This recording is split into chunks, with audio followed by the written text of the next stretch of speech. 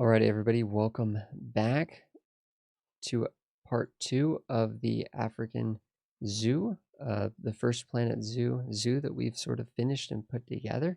Now we are about to venture forth into the Serengeti. We are going to start with the Thunderdome, the predators of the Serengeti. I wanted a big sign that said predators of the Serengeti, but it didn't. Yeah, unfortunately, time and it's just time to move on. The performance of the zoo isn't working out so well, and we just need to move on. It's too big.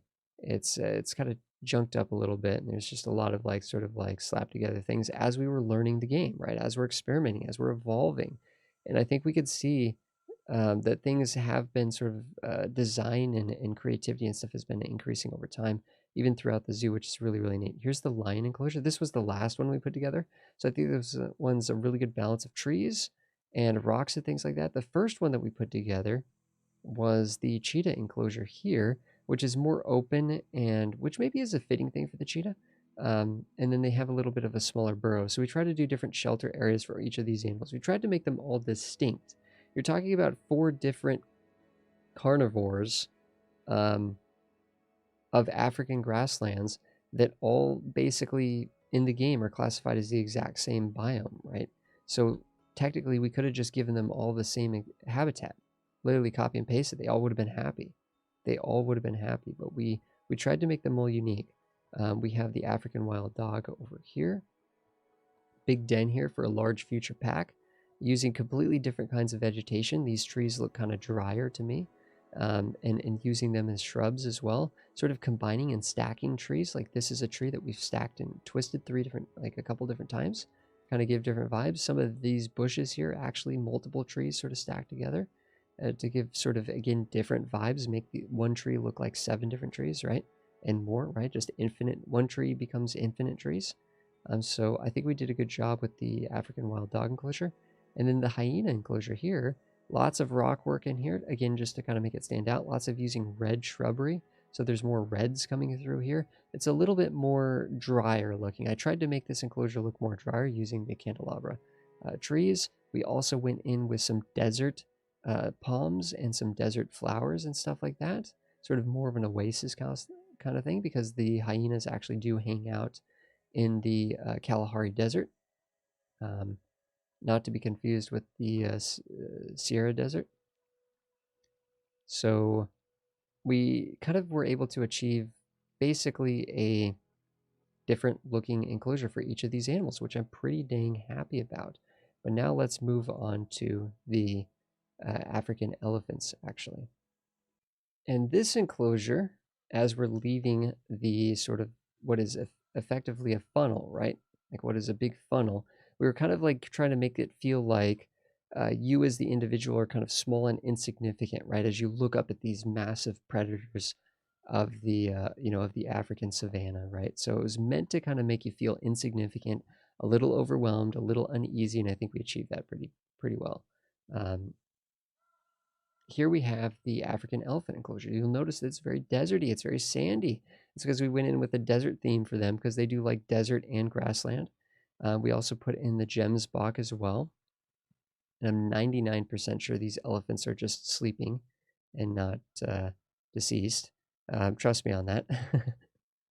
But yeah, I really like. We ended up doing some stepping, so sort of little steps into the water. Sort of, this is really seeing the elephants actually sort of just stroll through this really shallow water right here is actually really cool.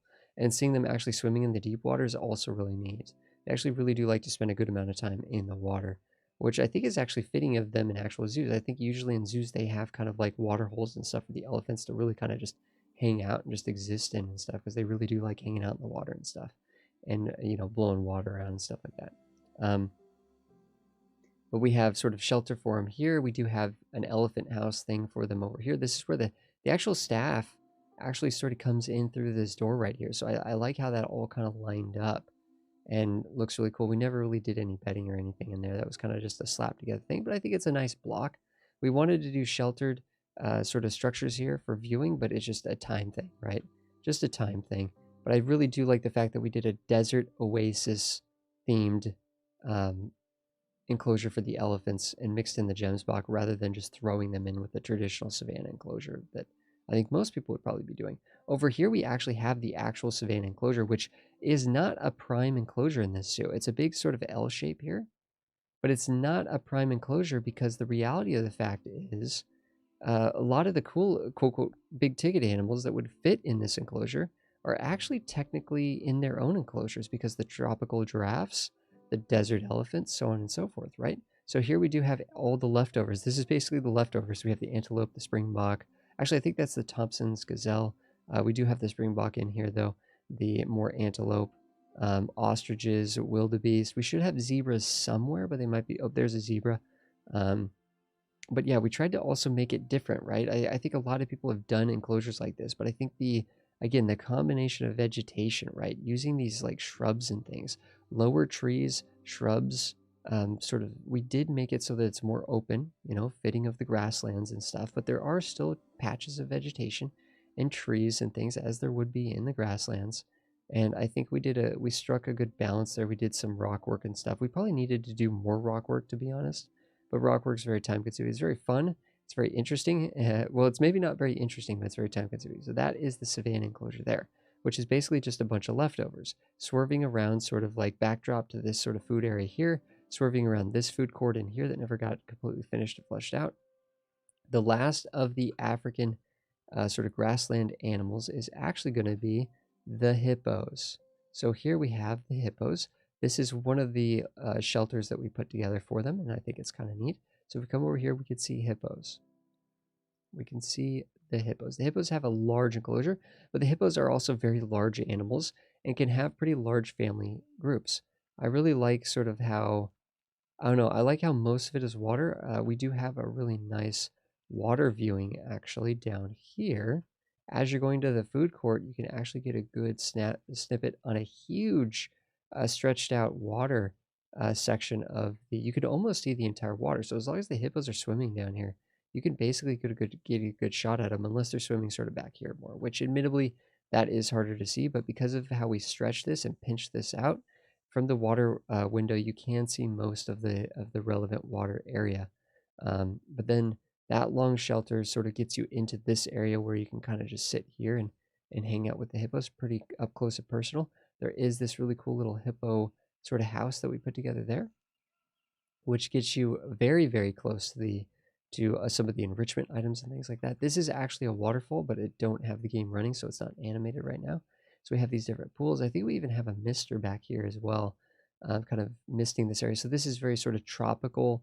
This is kind of like the idea of like very tropical, lush, sort of higher elevation area, sort of draining into like a marshier grassland area down here.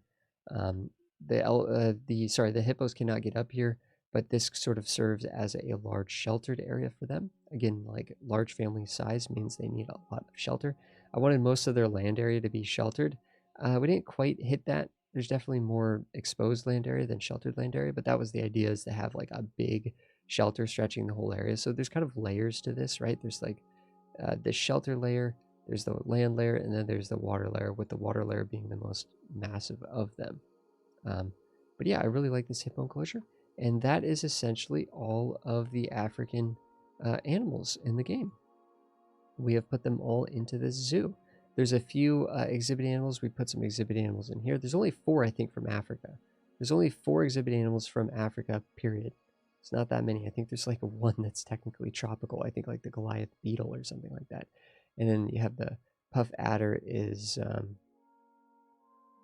what was the snail? I think the snail, maybe. I can't remember. There's only 4 of them that are actually from the African continent, though. Not very many. But this is our zoo. This is our zoo. We ended up doing tropical Africa over here in this sort of quarter, and we ended up kind of rounding out the zoo with the savanna animals and a little bit of sort of Kalahari Desert a little bit.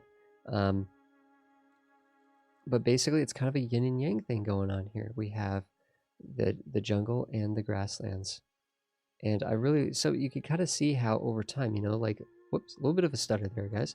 Game likes to, this is going to happen every video I think we ever record for Planet Zoo. It's just like every 10 minutes, it's just like stutter. It's just weird. I don't know if anybody else is getting this or not, but you get just the evolution, right, and the detail between these enclosures here and, and comparing literally, right, comparing the Nile monitor enclosure here, the scale of it, the detail of it, right? Comparing that to the hippo enclosure. I was just like, holy cow, how did we do this? I don't know. I'm really happy with the zoo overall, but it's also very unfinished. Like we have lots of areas that need vegetation that we never came in with vegetation. So it's a very unfinished, slapdash, unplanned layout. We had no plans. We were just going with the wind. And I think we ended up making something kind of cool. Individually, if we look at it individually, the parts are really, really neat. The whole is kind of disjointed, but that is our tropical, that is our basically our full African zoo. Thank you everybody for hanging out. We're working on a taiga zoo right now on the Twitch channel, which is going way better, way more planned out, way more coherent. We're actually executing on larger infrastructure projects, like we have riverboat rides going and all kinds of interesting stuff. So the next zoo is going to be way better, I think. I'm really excited for it. I'm having a lot of fun with it. And we're continually outdoing ourselves somehow. I don't know how, but we are. Thank you so much everybody for watching this though. I will see you guys in the next one.